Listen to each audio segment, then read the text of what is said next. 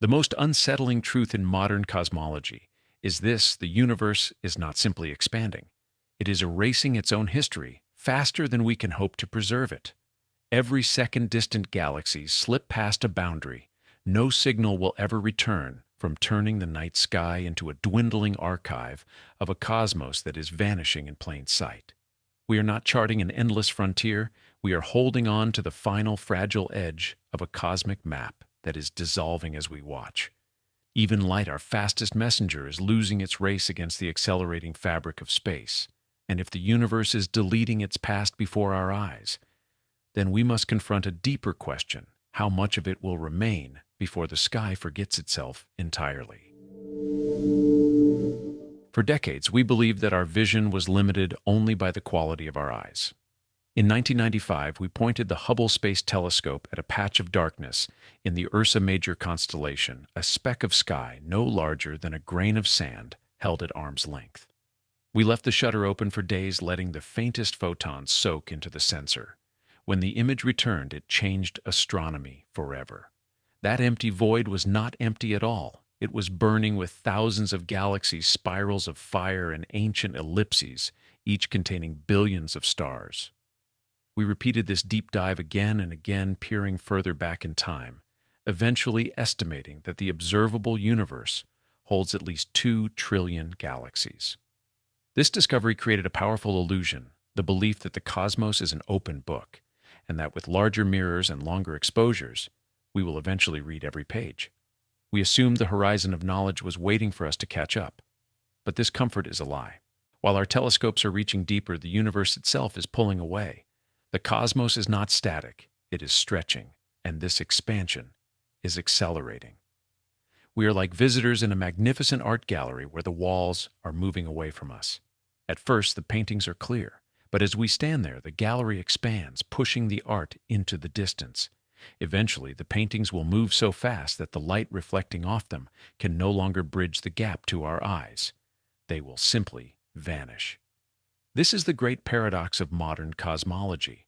Our instruments are better than ever yet. The percentage of the total universe that we can fundamentally observe is shrinking every second.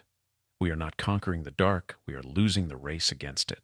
We are realizing that the map is fading faster than we can read it. To understand the scale of this loss and to see exactly what is being erased, we must look past the stars and galaxies to the very edge of our vision, to the oldest surviving markings on the map. To understand the fading map, we must first look at the faintest ink still visible on the page. In May 2024, the James Webb Space Telescope peered into a deep field and captured a signal that defied our expectations of the early universe. The object is cataloged as JADES GS Z14. To the cartographer, it is a data point, a galaxy with a redshift of 14.32 existing just 290 million years after the Big Bang. Its light has traveled for 13.5 billion years to reach the telescope's gold-plated mirrors, stretched by the expansion of the cosmos from invisible ultraviolet light into the deep infrared spectrum. But to the archivist, this is not merely a galaxy. It is the last surviving ember of a fire that burned out eons ago. When we look at JADES GS Z14-0, we are not seeing a location in space. We are seeing a location in time. We are witnessing the universe as it was when it was less than 2% of its current age, a chaotic, dense era called the Cosmic Dawn. The light we see is a delayed letter, written by a civilization of stars that lived and died long before the Earth was born. The terrifying reality is that the galaxy we see in that image is physically gone from that location. Over the last 13.5 billion years, the expansion of space has carried the physical matter of JADES GS Z14 away from us at breakneck speeds. Today, the real galaxy is likely over 33 billion light-years away. What we capture in our telescopes is an ancient imprint, a surviving trace of light long detached from its source. And that trace tells us something profound. This galaxy is bright, massive, and mature, suggesting the universe woke up faster than our models predicted. But more importantly, its extreme redshift is a warning. The light from this galaxy has been stretched so thin that it is barely detectable. It stands at the very edge of the visible map. If it were any further, any older, its light would be stretched into radio waves so faint they would dissolve into the background noise of the cosmos. We are looking at an object that is on the verge of slipping into the silence. Why is this slipping away happening at all? Why does the universe seem to erase its own history? The answer lies in the mechanism of the map itself. We must understand the most counterintuitive concept in cosmology. Superluminal recession, common intuition shaped by Einstein's special relativity, tells us that nothing can travel faster than the speed of light, what physicists call simply CR. This is the cosmic speed limit, 300,000 kilometers per second, but this law only applies to objects moving through space. It does not apply to space itself. Space has no speed limit. It can stretch, expand, and grow at any rate it chooses. Imagine a traveler running on an airport moving walkway. The traveler is a photon of light sprinting toward us at the maximum possible speed. But the walkway, the space between the galaxies, is moving in the opposite direction, carrying the traveler away from us. For nearby galaxies, the walkway moves slowly, and the photon eventually reaches the end. But as we look further out, the recession velocity increases. There is a specific distance from Earth, approximately 14.5 billion light-years, away, known as the Hubble Sphere. At this precise boundary, the walkway of space is moving away from us at exactly the speed of light. Any galaxy beyond this line is receding from us faster than light itself. In practice, this turns the universe into a kind of cosmic treadmill. Jade's GS and billions of other galaxies are currently located far beyond this Hubble sphere. They are being dragged away by the expansion of space at superluminal speeds. The photons they emit today are trying to run toward us, but the ground beneath them is lengthening faster than they can run. They are like runners sprinting on a treadmill that is accelerating. They will never make progress. They will never reach us. The messages they are sending right now, the events of their present, are destined to travel forever in the dark, never bridging the widening gap. The bridge of causality has been broken and the distances are winning. If we look past the ancient messenger beyond the furthest galaxies like Jade's GS20, we do not see darkness. We see fire. Every direction we point our telescopes, eventually we hit a glowing wall. To the cartographer, this is the surface of last scattering. It marks a specific moment in time 380,000 years after the Big Bang. Before this moment, the universe was not a vacuum. It was a hot, dense soup of ionized plasma. Electrons and protons were unattached, forming a fog so thick that light could not travel more than a fraction of an inch before scattering. The universe was effectively opaque. Then the cosmos cooled. Protons captured electrons, forming the first neutral hydrogen atoms. The fog lifted. For the first time, light broke free, streaming across the universe in all directions. To the archivist, this is not just a phase transition. It is the first photograph of our reality, the oldest light we will ever see. Yet it is also a prison wall. Everything before that moment, the first 380,000 years, the era of inflation. The singularity itself remains locked behind this curtain of glowing plasma. And the tragedy is that this wall is not standing still. Because of the expansion we described in the previous chapter, the plasma that emitted the CMB we see today is currently 46 billion light-years away. But the plasma that will emit the CMB we see tomorrow is slightly further out. We are constantly seeing new parts of the universe for the first time, yes, but the physical material that makes up that wall is receding from us at superluminal speeds. We are receiving the last light from regions of space that are effectively falling off the edge of our world. The wall moves away, erasing the history behind it. The map is fading. But the optical wall is only the beginning of our confinement. The true horror lies in the geometry of the space between us and the galaxies we can see. We must visualize the journey of a single particle of light, a photon trying to cross the expanding universe. In the language of general relativity, light follows a path called a null geodesic. In a static universe, this path is a straight bridge connecting point A to point B. But in our universe, the bridge is being stretched while the traveler is walking on it. Imagine a bridge connecting a distant island, a stand-in for a faraway galaxy, to the shore that represents Earth. The photon steps onto the bridge and begins moving toward us at 300,000 kilometers per second. It never slows down. It never stops. But the bridge is made of elastic, and the space beneath the photon's feet is stretching. For galaxies within the Hubble sphere, the photon runs faster than the stretching, and eventually it arrives.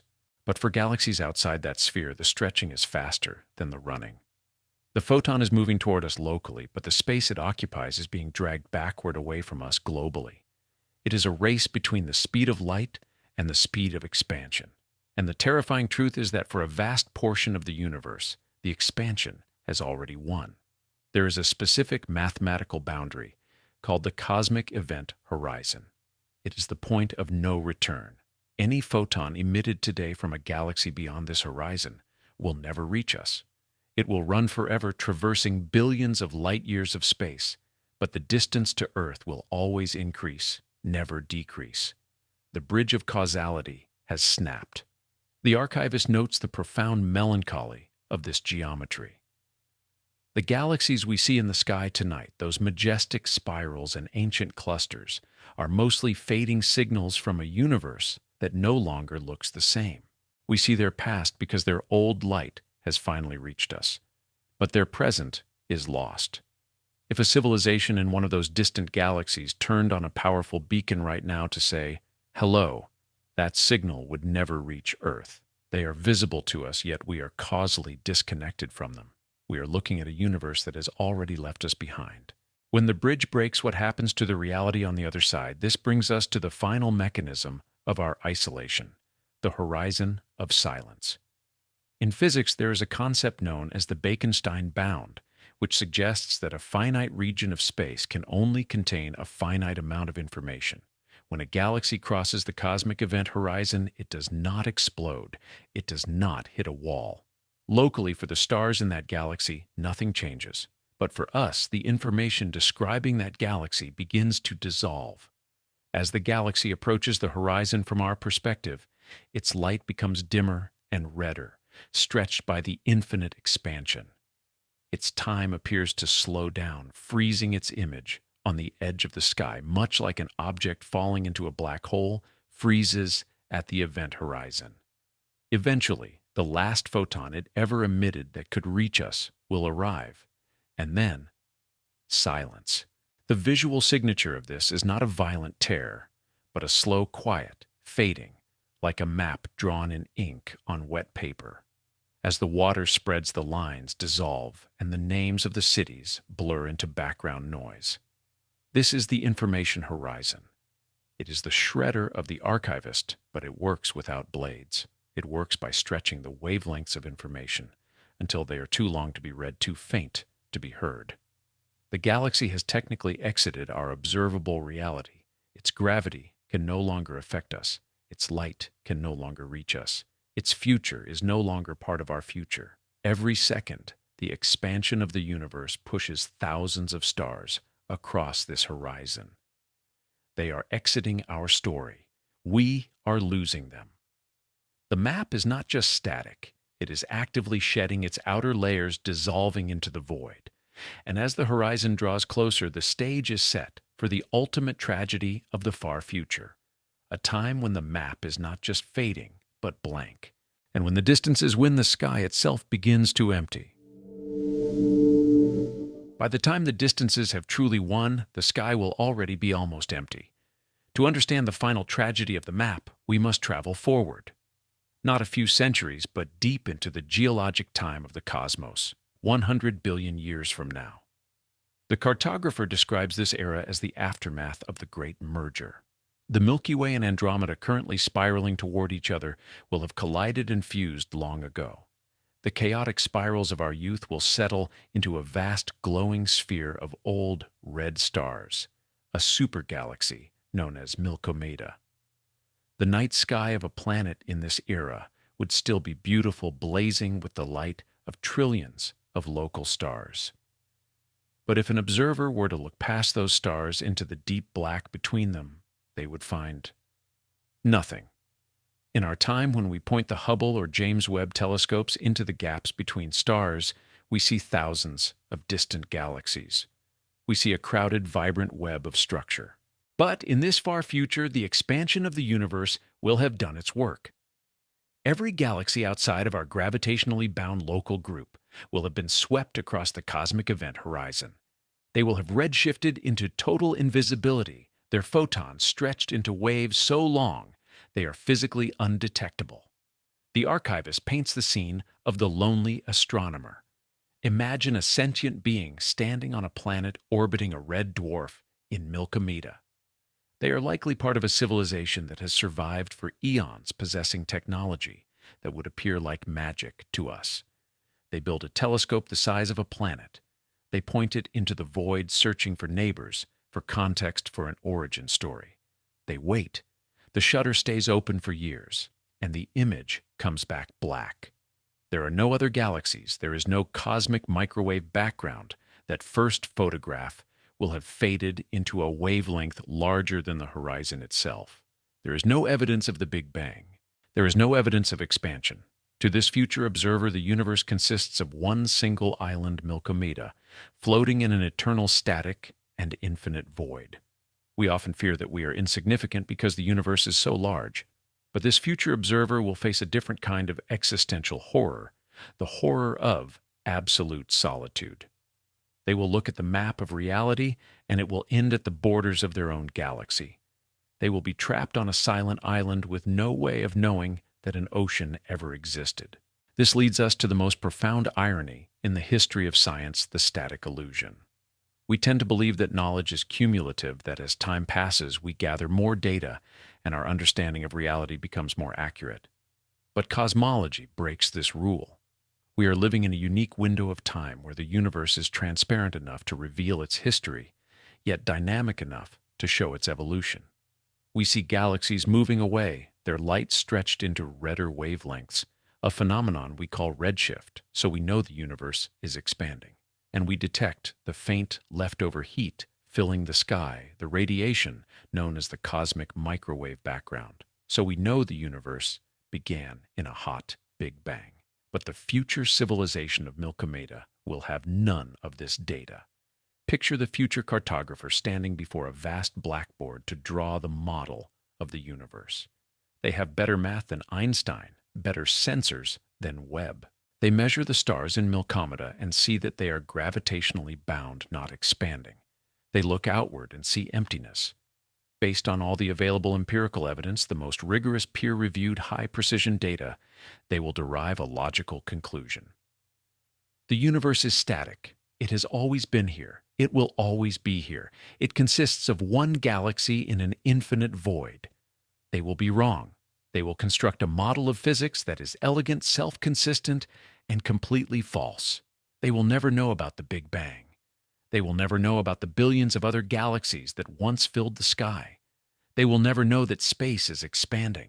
They cannot know these things because the physical evidence required to prove them has been erased by the horizon.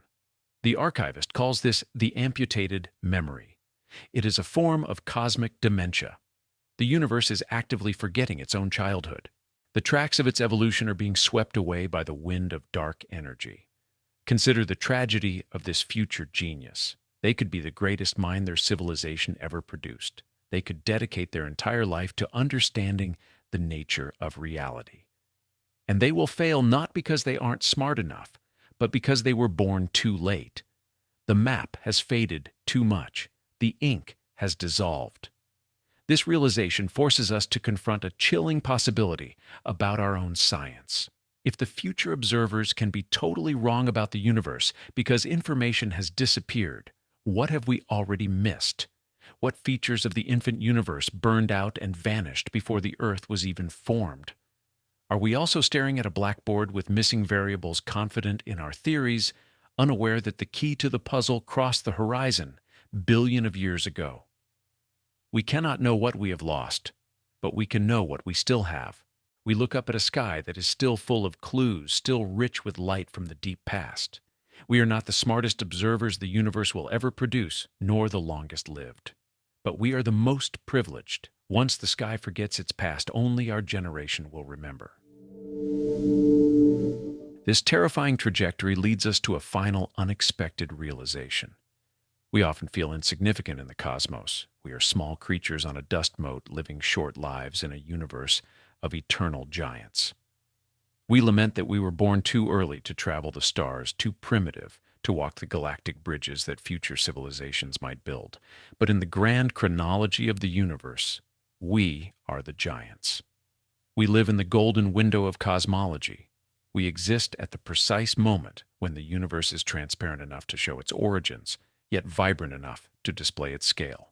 The cartographer confirms that we are positioned in the only era where the cosmic microwave background is still detectable, where the recession of galaxies is measurable, and where the sky is filled with light. We are the only generation that will ever see the full map. The civilizations that came before us, if they existed in the opaque fog of the early universe, could not see the stars. The civilizations that will come after us in the long cold twilight of the far future will see only the dark. We alone stand at the window while the curtains are open. We are the guardians of the truth. The physics that condemns us to isolation also grants us a singular purpose to witness the universe before it hides itself. So the next time you look up at the night sky, do not feel small. Do not feel trapped by the horizon. Feel the weight of the privilege you carry. The photons hitting your eyes have traveled for billions of years to reach you, racing against a current that tries to pull them back. They are the last letters from a world that is already gone. The universe is deleting itself. The expansion is relentless, and the silence is inevitable. But it is not won yet. We are the archivists. We have measured the expansion. We have captured the earliest light of the first galaxies. We have mapped the walls of our prison and understood why they exist. The map is fading, yes. The edges are burning, dissolving into the void of the future. But we were here. We were awake, and we read the map just before it faded.